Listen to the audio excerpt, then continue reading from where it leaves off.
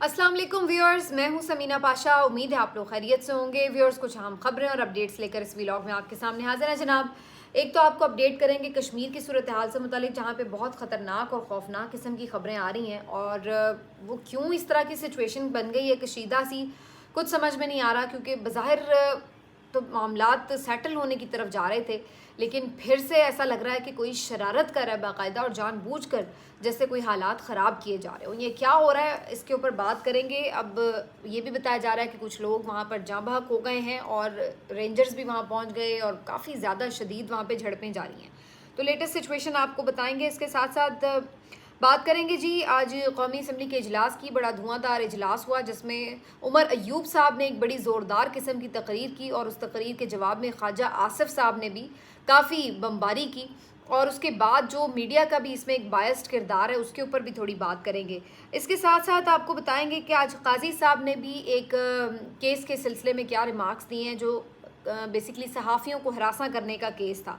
तो काजी साहब भी अपने मिजाज के एक अलग ही आदमी हैं कि जो बंदा मजलूम होता है, जो अपनी दाद रसी के लिए आया हुआ होता है, जो सायल होता है, काजी साहब माशाल्लाह उसी को डांट डपट कर रहे होते हैं और उसी की क्लास लेने लग जाते हैं, बजाय इसके कि उसका दावा करें जो जुल्म उसके साथ हुआ है। उल्टा उसी की उन्होंने क्लास लेनी शुरू की होती है, उसी की गलतियां उसको पढ़ पढ़ के बता रहे होते हैं।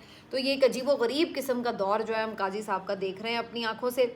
कौन से कल दो अहम केसेस की, यानी आज दो अहम केसेस की समाअत है, उसके बारे में आपको बताएंगे। और उसके साथ साथ आपको ओवरऑल बताएंगे कि जी आज़ादी इज़हार राय के हवाले से भी एक दो अहम आज स्टेप्स लिए गए हैं, वो क्या हैं वो भी आपको बताएंगे। तो आपसे रिक्वेस्ट है कि चैनल को सब्सक्राइब कर लें अगर अभी तक सब्सक्राइब नहीं किया। बात का आगाज़ करेंगे जी आज़ाद कश्मीर से। मैंने आपको बताया था कि मुजफ्फराबाद में बड़ी तादाद में लोग पहुंच रहे हैं, मुजाहिरीन पहुंच रहे हैं मुख्तलिफ इलाक़ों से। यहाँ पर जो काफ़िले थे वो पहुंच रहे थे रुकावटें अबूर करके। और उसके बाद फिर ये हुआ कि जनाब हुकूमत भी कुछ एक्टिव हुई और वहाँ पर मुज़ाकरात शुरू हुए अवामी एक्शन कमेटी के नुमाइंदों से। बताया ये गया कि जी ये मुज़ाकरात कामयाब हो गए हैं, नोटिफिकेशन भी कर दिया गया, मुतालबात मान लिए गए कि बिजली भी आपको सस्ती मिलेगी और आटे पे भी सब्सिडी दे दी गई। बताया ये गया है कि वहाँ पर 20 किलो आटे का थैला 1000 रुपये में मिलेगा। और बिजली के यूनिट के हवाले से भी तय कर दिया गया फार्मूला कि जो पहले 100 यूनिट इस्तेमाल होंगे वो 3 रुपये फ़ी यूनिट के हिसाब से, फिर उससे अगले जो 100 यूनिट हैं वो 5 रुपये फ़ी यूनिट के हिसाब से, और फिर उससे अगले जो 100 यूनिट हैं वो 7 रुपये या शायद 10 रुपये फ़ी यूनिट के हिसाब से उनका बिल बनाया जाएगा। तो ये तो बड़ा ही चीप है।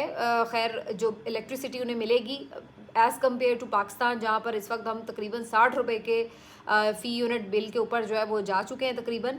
और उसकी एक वजह भी है कि वहाँ पर हाइड्रो पावर प्लांट्स हैं जहाँ पे सस्ती बिजली प्रोड्यूस होती है। और ये एक तयशुदा रूल बनाया गया था कि जिस सूबे में, जहाँ पर, जिस जगह पर आप कोई रिसोर्स यूज़ करेंगे तो वहाँ के लोगों का सबसे पहला हक होगा। तो उसके तहत, और वैसे भी कश्मीर का मामला आपको पता है कि वो इंतज़ामी तौर पर उस एक यूनिट ज़रूर है, पाकिस्तान का कोई बाकायदा सूबा तो नहीं है। तो इसलिए वहाँ पर उनके जो रिसोर्सेज हैं उन्हीं के इस्तेमाल में सबसे पहले आते हैं और उसके बाद ही उसका जो इजाफी मामला होता है वो पाकिस्तान की तरफ लाया जाता है। तो बहरहाल जो भी उनके मुतालबात थे उनको एड्रेस कर लिया गया था और ये तय भी कर दिया गया था। लेकिन उसके बावजूद भी ये तय किया गया कि जी अब लॉन्ग मार्च भी ख़त्म हो जाएगा, मुजाहिरीन मुंतशिर हो जाएंगे। लेकिन फिर अचानक से ये देखने में आया कि मुजफ्फराबाद के मुख्तलिफ इलाक़ों में रेंजर्स पहुँच गए और फिर रेंजर्स और मुजाहिरीन में आपस में आँख मचोली शुरू हो गई और तसादुम शुरू हो गया। ख़बरें ये मिल रही हैं कि कुछ फायरिंग के वाक़यात हुए और मुजाहिरीन की तरफ से भी पथराव किया गया। तो आज सारा दिन फिर वहाँ पर एक अजीब कशीदगी का आलम रहा, जहाँ पर आंसू गैस की शेलिंग फेंकी हुई, उसके बाद रबड़ की गोलियाँ और ये इस टाइप की चीज़ें मुसलसल रिपोर्ट होती रहीं। और अब आखिरी जो इत्तलात आ रही हैं उसके मुताबिक इस सारे तसादुम के नतीजे में कुछ अफराद जाँ बहक हो गए हैं, कुछ लोग 5 अफराद की बात कर रहे हैं, कुछ लोग 10 अफराद का दावा कर रहे हैं।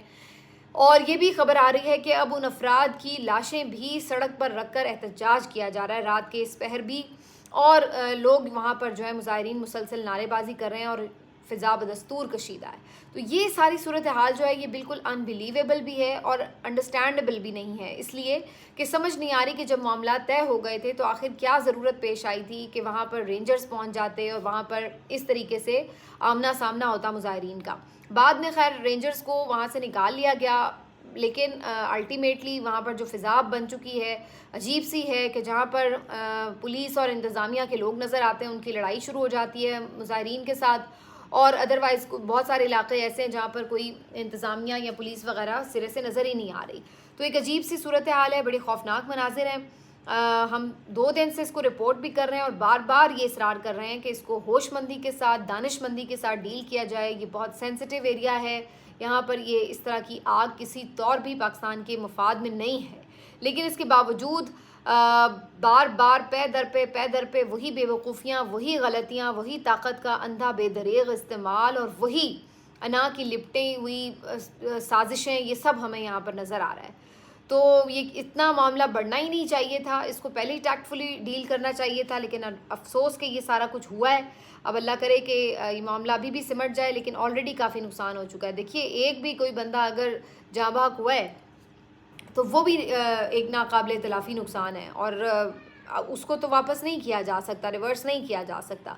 तो ये बहुत ही अफसोसनाक सूरत हाल है, और ये जो नफ़रत के बीज बोए जा रहे हैं ये इतनी आसानी से ख़त्म नहीं होंगे।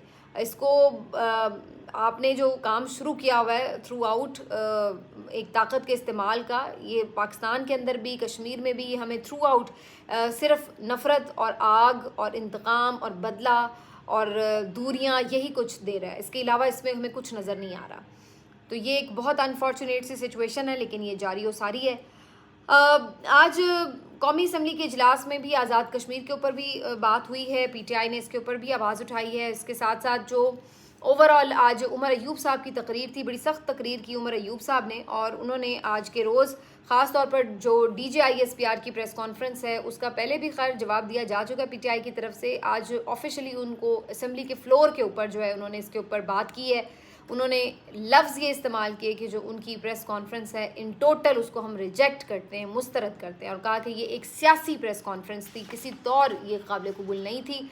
उन्होंने फिर उसके बाद कहा कि फ़ौज जो है या सिक्योरिटी इदारे जो हैं वो रियासत नहीं हैं, वो मुलाजमीन है रियासत के, वो सिर्फ़ एक महकमा है।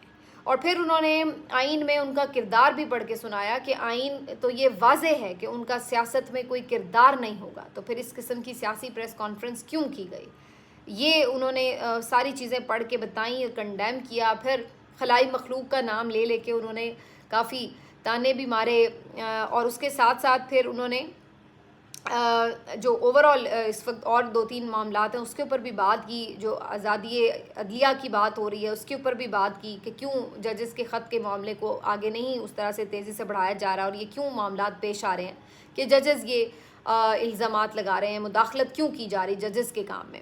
इसी तरीके से आज़ादी इज़हार राय के हवाले से, ट्विटर की बंदिश के हवाले से इसको भी कंडेम किया उन्होंने। जो पुलिस ने, पंजाब पुलिस ने अत चुकी हुई है जिसको कहते हैं, तो उसके ऊपर भी उन्होंने बात की, और उन्हें हत्ता कि IG पंजाब को उन्होंने नून लीग का टाउट कहा, जिस पे स्पीकर अयाज सादिक साहब ने कहा कि जी हज़फ कर देते हैं अल्फाज, तो उन्होंने फिर कहा कि चलें फिर गुल्लू बट इस्तेमाल कर लेते हैं। और ये बात आपको याद होगा काफ़ी दिन पहले मैंने इस पर ट्वीट भी किया था, और मैंने अपने वीलॉग में भी ये बात की थी कि जो पंजाब पुलिस है वो बिल्कुल इस वक्त ऐसा बिहेव कर रही है जैसे नून लीग का कोई अस्करी विंग होता है। इस तरह से उनके साथ जो है वो वफादारी है।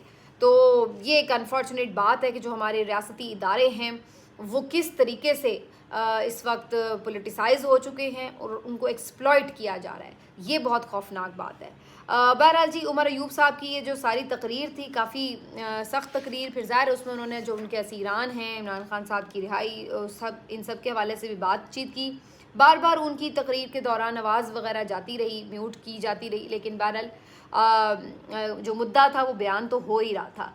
इसके जवाब में ख्वाजा आसिफ साहब ने जी तकरीर फरमाई, और बड़े उन्होंने अपनी वफादारी बूट पॉलिशिंग करते हुए ये कहा कि जी कमाल है जी, उमर अयूब का जो अयूब खान का जो पोता है वो अब हमें आकर जो है वो आइन के ऊपर दर्स दे रहा है और बता रहा है कि जी किसका क्या किरदार है। आपके तो अपने जो दादा थे फील्ड मार्शल अयूब खान, तो उन्होंने क्या किया था इस आइन के साथ। तो बड़े सख्त अल्फाज इस्तेमाल किए ख्वाजा आसिफ ने कि जी उनको तो कब्र से निकाल कर लटकाना चाहिए। और फिर उसके बाद एक जो अनफॉर्चुनेट बात थी, मैं देख रही थी कि मीडिया की बायसनेस आप चेक करें कि जियो ने इस मामले पे रिपोर्ट करते हुए जो ख्वाजा आसिफ के अल्फाज हैं या जो उमर अयूब साहब के अल्फाज हैं इनके ऊपर जो वो अपनी ब्रेकिंग टेम्पलेट में जो टेक्स्ट लिखते हैं, वो जो डब्बा सा घूम रहा होता है उसके अंदर वो क्या लिख रहे हैं जी उसमें कि फील्ड मार्शल अयूब खां के पोते उमर अयूब ने आइन पढ़कर सुना दिया, या जी रियासत के इदारों को ये कह दिया वो कह। अब आप अंदाज़ा लगाएं, यानी कहाँ आप सीधा ये भी लिख सकते हैं ऑपोजिशन लीडर उमर अयूब साहब, लेकिन कहाँ से वो खींच के लाएं फील्ड, यानी ये उनका ताना जो था। चलें वो ख्वाजा आसिफ साहब मारें तो समझ में आता है कि सियासी मुखालिफ हैं, वो तो एक दूसरे को बोलेंगे। जियो का क्या काम है कि वो उठ के ताने मार रहा है उमर अयूब को। यहाँ से पता चलती है इनकी 2 नंबरियाँ और यहाँ से पता चलता है इनका प्रोफेशनलिज्म। तो बहरहाल इसके ऊपर जी ट्विटर पे भी बड़ी बहस छिड़ गई और सब लोग ये बात करने लगे कि उमर अयूब साहब के दादा ने कुछ किया हो, उनके अब्बा ने कुछ किया हो, उनके फैमिली में किसी और ने कुछ किया हो, उसके ज़िम्मेदार उमर अयूब तो नहीं हैं।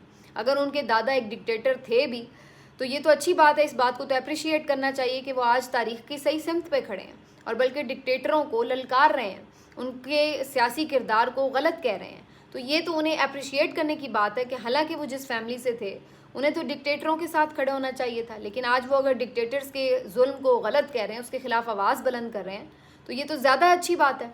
लेकिन उल्टा यहाँ पर ताने ही नहीं ख़त्म हो रहे लोगों के, सारे ही आके शुरू हो गए सोशल मीडिया के ऊपर, नून लीग के रहनुमा और जो मुख्तलिफ लीगी सहाफ़ी भी हैं कि जनाब आज अल्लाह की शान है जी, उमर अयूब ये कह रहा है, उमर अयूब वो कह रहा है। तो भाई आप उमर अयूब को किस मुँह से ताने मार रहे हैं?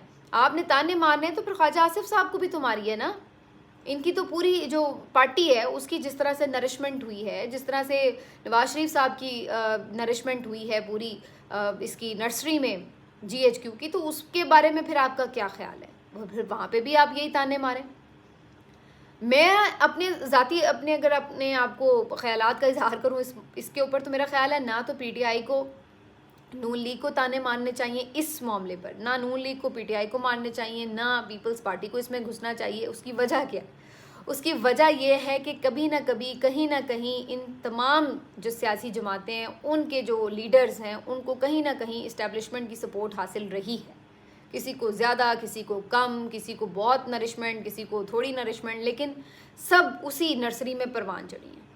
और सिर्फ यही नहीं, और बाकी जमातों का भी यही हाल है। MQM को आप ले लें, जमात इस्लामी को आप ले लें, और किसी भी जमात का नाम ले लें आप। तो कहने का मकसद ये है कि जब आप इस हमाम में सभी एक जैसे हैं तो फिर एक दूसरे को ताने मारने की ज़रूरत क्या है? ये तो फिर आप निकाल देना, इसमें तो सारे एक जैसे हो गए। तो इसलिए आज जो इमरान खान को भी ये ताने मार देंगे जी 2018 में आप उनके कंधे पे चढ़ के आए थे, भाई ये ताना मारते हुए थोड़ा शर्म करो कि अब आप लोग किसके कंधे पे चढ़े हुए हो, किसकी गोद में बैठे हुए हो। या तो आप बड़ा अवाम के वोटों से आए हुए होते तो फिर तो बात भी थी कि आप उन्हें ये ताना मारोगे जी देखें हम तो जेन्युइनली जीत के आए हैं, आप तो 2018 में RTS बिठा के आए। आप तो अब क्या कर रहे हो? उन्होंने तो चले जो किया माजी में किया, अब तो वो फिर भी खड़े हुए हैं, आप क्या कर रहे हैं? तो ये हमारे यहाँ एक बड़ा आसान ट्रेंड है कि जो माजी के लोग हैं, डिक्टेटर्स हैं, जालिम जाबिर लोग हैं, उनको गालम गलोच करो, उनके ट्रायल्स की बातें करो, उनकी कब्र खुदवा के उन्हें लटकाने की बातें करके बड़े हीरो बन जाओ कि जी हम बड़े इनकलाबी हैं। हाजिर सर्विस की बात करें तो बात माने कोई कि हाँ भाई आपको इतनी आप में जुर्रत है कि आप किसी को ललकार सकें। तो जो सियासी किरदार किसी का हो, चाहे वो माजी में है चाहे वो हाल में है, उसके ऊपर तनकीद भी होगी, लेकिन आप सिर्फ इनकलाबी बन रहे हैं असम्बली में खड़े होकर दूसरे को ताने मारने के लिए और उसके दादा के आप ताने मारने के लिए, तो भाई आप फिर अपने गिरेबान में तो पहले झांके ना। तो ये सारी सूरत हाल। और आज ये जो बड़े फ़ौज के दिफा करने में आगे आगे आए हुए हैं डिफेंडर्स फ़ौज के, ये खुद क्या क्या ताने नहीं मारते रहे। आपने 65 हारी, आपने 71 हारी, आपने हड्डियों से गोश्त छीन लिया, आपने फिर नवाज शरीफ साहब की सुने, आपने चलती हुकूमत गिराई, आपने ये किया, आपने वो किया, आपने सारा मुल्क का निज़ाम तलपट कर दिया। फिर आप वो जलसा देख लें जिसमें मरियम नवाज के सामने ये जो दहशत गर्दी है इसके पीछे वर्दी है किनारे। तो ये सब बातें क्या लोग भूल जाएं कि आज आप लोगों को फ़ौज इसलिए अच्छी लग रही है क्योंकि आज आप खुद गोद में बैठ गए। तो बहरहाल इस बात के ऊपर क्या बंदा बात करे इसको तो, लेकिन बहरहाल ये ट्विटर पर एक चीज़ चल रही थी तो इसके ऊपर इज़हार ख्याल करना बनता भी था। खैर बहरहाल जी थोड़ा आगे बढ़ते हैं। कल 2 अहम केसेस की समाअत है, यानी अब जब ये दिन शुरू हो चुका है तो शायद जब आप देख रहे हो व्लॉग होने वाली हो या हो रही हो, एक तो जनाब इद्दत केस की समाअत है, और ये केस जो है ऐसा केस है जिस पे समाअत हो ही नहीं पा रही है।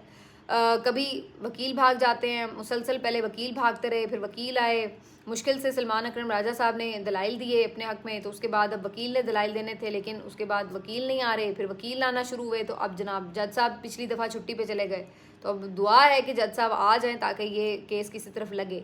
अगर इस केस में सज़ा मुअत्तल हो जाती है तो फिर इस केस में बुशरा बीबी साहबा की रिहाई हो जाएगी और फिर वो आज़ाद हो जाएंगी, उन्हें जेल से रिहा करना पड़ेगा, क्योंकि इसके अलावा उन्हें सिर्फ एक और केस यानी तोशा खाना में सज़ा हुई थी जो कि ऑलरेडी मुअत्तल है, तो फ़िलहाल किसी और केस में उनकी गिरफ्तारी नहीं है। तो इसी तरह से इमरान खान साहब के मामले में भी, हालांकि ये सबसे बेहुदा और घटिया केस था जिसमें ख़ुद जो हुकूमती लोग हैं उसके भी बहुत सारे लोगों का ये ख्याल है कि ये घटिया और बेहुदा केस, सबसे पहले इसको ख़त्म होना चाहिए था अनफॉर्चुनेटली, लेकिन अभी तक ये केस इधर उधर लटकता फिर रहा है बिला वजह। वैसे तो सारे ही इसी तरह ही लटकाए जा रहे हैं, चाहे साइफ़र केस हो चाहे ये भी, लेकिन इस पर तो बाकायदा उस तरह से रेगुलर हेयरिंग हो भी नहीं सकी अभी तक, कभी कोई भाग जाता है कभी कोई।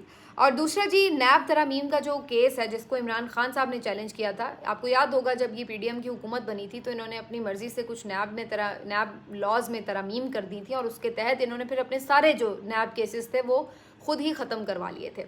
तो इमरान खान साहब ने इस अमर को चैलेंज किया था, अब इस केस को भी फिक्स कर दिया गया समाअत के लिए, और इंटरेस्टिंगली चूँकि इमरान खान साहब इसमें ख़ुद दरख्वास्त गुजार है तो उनको ये हक़ हासिल है कि वो आकर इसकी प्रोसीडिंग देख सकें। तो अब नोटिस तो उन्हें वैसे किया गया था, लेकिन देखना यह है कि काजी फ़ायज़ा साहब अगर अपना वाकई दमखम रखते हैं तो फिर बुलाएं इमरान खान साहब को, उनका ये हक़ दें, और उनको भी इजाज़त होनी चाहिए इस बात की कि वो आकर अपने केस की प्रोसीडिंग दें। तो मेरा ख्याल है उन्हें ये ऑर्डर करना चाहिए कि इमरान खान साहब को लेके आएँ यहाँ पर, लेकिन उनको तो बस इस वक्त चकवाल के इर्द गिर्द की जो सारी सूरत हाल है बस वही एक खाए जा रही है अंदर ही अंदर, उसी का एक परेशानी है जो उन्हें मुब्तला रखती है पता नहीं किस बात में, किस गम में। सहाफ़ियों का केस था जी, सहाफ़ियों को हरासा करने का, वही वाला जो मतीउल्लाह जान और असतूर वालों सब ने मिलकर जो एक दरख्वास्त डाली थी, तो उस केस की समाअत के दौरान कोई दरख्वास्त गुजार था जो चकवाल से था, उसका कोई अता पता नहीं था, बाद में उसने वापस भी ले ली दरख्वास्त। इस पे जी बरहम हो गए, कहने लगे जी ये चकवाल वाले आपको क्यों मिलते हैं इस तरह के। अब चकवाल से फैज़ हमीद साहब का ताल्लुक़ है, सबको पता है, यानी घूम फिर के उनकी सुई जाके 2-3 चीज़ों पर ही अटकती है, या फैज़ हमीद कहीं से भी उनके साथ जाके नाता जोड़ लेते हैं किसी भी केस का, दूसरा इमरान खान की हुकूमत इस चीज़ से जाके नाता जोड़ लेते हैं, और अब तो 9 मई का भी वाक़या कहीं पे भी फ़िट कर देते हैं। तो वही 2-3 चीज़ों के ऊपर जो है ना उनका दिमाग हर वक्त लगा रहता है, और वो इस वजह से कोई भी केस हो उसी में उसको बीच में शामिल कर लेते हैं। और इस केस में फिर से क्लास लेनी शुरू कर दी सहाफ़ियों की कि जी सहाफ़ी इज़राए करके कुछ भी छापते रहते हैं, कुछ भी बोलते रहते हैं, कोई ज़राए नहीं होते इनके, कोई इनके पास होता नहीं है, हमें पत्थर फेंकते रहते हैं, फिर हम कुछ करें तो उसके ऊपर फिर तिलमिलाना शुरू कर देते हैं, शोर हो जाता है, ये है वो है, सोशल मीडिया का कोई हाल, फिर वही तान टूटती आके। और हाँ, एक तान सोशल मीडिया पर भी टूटती है उनकी। तो वहाँ पर सहाफ़ी आए हुए हैं कि जी उनके डराया धमकाया जा रहा है, हरासमेंट की जा रही है, उसका कोई सद्देबाब करें, वो उल्टा सहाफ़ियों के वो पीछे लट लेके घूम पड़ते हैं कि चलो भाई तुम लोग गलत हो, तुम लोग इस तरह करते हो, ये वो। तो ये सूरत हाल जी काजी साहब की है। बाकी जी एक अहम डेवलपमेंट ये है कि ज़ाती ज़ाहिर राय पर बार बार जो बात की जाती है उसमें अब मज़ीद कदगने लगाने के लिए कुछ कोशिश की जा रही है। पहली चीज़ तो ये की जा रही है कि जी एक आज तय किया गया मामला जिसको अनाउंस भी कर दिया गया है कि आइंदा से जो भी सोशल मीडिया के ऊपर किसी के भी जो ऑफिशियल डॉक्यूमेंट्स हैं उनको अगर पब्लिक करेगा तो उसके खिलाफ ऑफिशियल सीक्रेट एक्ट के खिलाफ कार्रवाई होगी, के तहत कार्रवाई होगी। तो अब पहली बात तो ये है कि जो भी किसी के पर्सनल डॉक्यूमेंट्स हैं, उस तरह की जो चीज़ है जिसको आप ऑफिशियल एक वो कह रहे हैं, अब ये कौन तय करेगा कि कौन सी चीज़ जो है वो सिक्योरिटी खदशात में आती है या सिक्योरिटी ब्रीच है, इसको कौन डिसाइड करेगा। अब मेरे पास अगर किसी केस से मुतल्लिक कोई चीज़ आई है, अगर मैं उसको पब्लिक कर देती हूँ तो अब ये कौन डिसाइड करेगा कि उससे वाकई कोई सिक्योरिटी ब्रीच हो गई है या क्या है। तो कदम तो लगा दी ना आपने, और आपने अपने हाथ में एक हथियार उठा लिया ऑफिशियल सीक्रेट एक्ट का कि जनाब जो कोई भी इस तरह करेगा, अब आपको किसी की भी बात नहीं पसंद, अब भले वो किसी सिक्योरिटी को चैलेंज हो रहा है या नहीं हो रहा, किसी किस्म की भी सिक्योरिटी, आप तो उसको इस नरगे में ले आएंगे कि हाँ भाई हो रही है लिहाजा तुम पे ऑफिशियल सीक्रेट एक्ट लग रहा है। तो ये है, मतलब कौन से कौमी राज हैं जो किसी ने ट्विटर पे डाल दिए हैं, कौन सा कोई न्यूक्लियर मुआहदा है जो किसी ने ट्विटर पे डाल दिया है, कौन सी ऐसी कोई सिक्योरिटी के नक्शे हैं या कोई प्लान्स हैं जो किसी ने ट्विटर पे डाल दिए हैं, वो तो ना किसी के पास दस्तरस होती है और ना ही कोई डालता है। आके तो सिर्फ यही एक दो चीज़ें होती हैं कि जी किसी के कोई करप्शन की दस्तावेजात हैं, इस तरह की चीज़ें यही होती हैं कि कोई लीक हो जाए। तो ये है कि किसी को बस करप्शन के ऊपर बोलने ना दो, कोई किसी के असासों से मुतालिक चीज़ें लीक ना कर सके, जो जितना मर्जी पैसा बना ले उसके ऊपर कोई बात ना हो सके। और अगर कोई अब उसके ऊपर बात करे या उसके मुतालिक कोई डॉक्यूमेंट सामने लेके आए तो आप कह दो कि जी ये तो ऑफिशियल सीक्रेट एक्ट की खिलाफ वर्जी हो गई, लिहाजा पकड़ो इसको अंदर करो। तो ये एक इन्होंने हथियार अपने हाथ में नया उठा लिया। और इसके साथ साथ आज पंजाब हुकूमत ने भी एक लॉ, जिसके ऊपर बड़ी देर से मरीम नवाज साहिबा काम कर रही थी, उनकी कोशिश थी जल्द अज जल्द लाया जाए, वो डेफेमेशन के लॉ के हवाले से था बेसिकली, लेकिन उसमें भी उन्होंने ये शिक डाली ज़रूर है कि जिसमें ये बात हो रही है कि जी जो लोग इस तरह से कोई बात करेंगे आज़ादी इज़हार राय के हवाले से जिससे कोई बराह रास्त मुतासर हो, उसके खिलाफ भी पीका के कानून के तहत कार्रवाई हो सके। बहरहाल अभी मैं इस पर ज़्यादा बात इसलिए नहीं करी कि ज़रा चीज़ सामने आ जाए कि क्या है, लॉ सामने आ जाए प्रॉपरली, फिर बात करेंगे। लेकिन ख़बर इंटरेस्टिंग ये है कि ये जो पूरा इन्होंने नई कानून साजी की है, इसका मुसविदा कमेटी में भिजवाया और सिर्फ 2 दिन उसको दिए कि भाई जल्दी कर और इसको मंजूर करके जो है वो आगे लेके आ, ताकि जल्द अज जल्द इसको नाफिज किया जा सके। तो ये इनकी फुर्तियाँ हैं। तो जो लोग भी जाली मैंडेट के साथ, ताकत के साथ आए होते हैं इक़्तिदार में, इनको यही इनसिक्योरिटीज़ होती हैं। इनको इनसिक्योरिटीज़ होती हैं कि सच सामने ना आ जाए, ये सच को फेस नहीं कर सकते, इसलिए ये उसको बंद करने के लिए हर एक हद तक जाते हैं। ये डंडा उठाते हैं, ये नए कानून बनाते हैं, ये लोगों की आज़ादी इज़हार राय पर पाबंदी लगाते हैं, ये ट्विटर बंद करते हैं, ये इंटरनेट बंद करते हैं। ये सब इनके खौफ के अंदर बिल्कुल फंसे होने की अलामतें हैं। ये अपनी खौफ की वजह से ये सब कर रहे होते हैं। खौफ किस चीज़ का होता है कि इनकी असलियत सामने ना आ जाए, कोई इनका भांडा ना फोड़ दे और सब चीज़ें सामने आने के बाद लोग रिएक्ट करके इनको गिरेबानों से पकड़ के बाहर ना निकाल दें। तो ये इन चीज़ों के खौफ में मुब्तला है। जो अवाम की ताकत से आया होता है उसको ऐसे खौफ नहीं होते। जो गलत काम ना कर रहा हो उसको कोई खौफ नहीं होता, वो कहता है जो मर्ज़ी खोल लो, मुझे कोई खौफ नहीं है, आप मेरा जो मर्ज़ी अकाउंट जो है वो सोशल मीडिया पर डाल दें, मुझे कोई प्रॉब्लम नहीं है। मेरे जितनी जायदादें जो मर्ज़ी है, वैसे तो हैं ही कोई नहीं, आप डाल दें सोशल मीडिया, मुझे तो कोई प्रॉब्लम नहीं है। जब किसी ने गलत काम नहीं किया और जो मेरे पास अगर कोई एसेट्स हैं 1-2, तो उसकी जो भी मेरे पास वो मैंने कैसे बनाए हैं, वो मेरे पास अगर पूरी उसकी एक डिटेल मौजूद है, तो मुझे किस बात की परवाह। डालें आप जो मर्ज़ी डालें, मेरे से मुतालिक जितने भी मेरे दस्तावेज़ात हैं ऑफिशियली आप डाल दें, मुझे क्या फ़र्क पड़ता है। तो ये जिन्होंने गलत काम किए होते हैं उन्हीं को ये मसले होते हैं। आपको ये तो नहीं कोई कह रहा कि आप उठा के न्यूक्लियर फार्मूले जो हैं वो सोशल मीडिया पर डाल रहे हैं, तो चलें वो तो समझ में आता है। तो ये बात है। मिलते हैं आपसे अगले वीडियो में, अपना ख्याल रखिए, अल्लाह हाफ़िज़।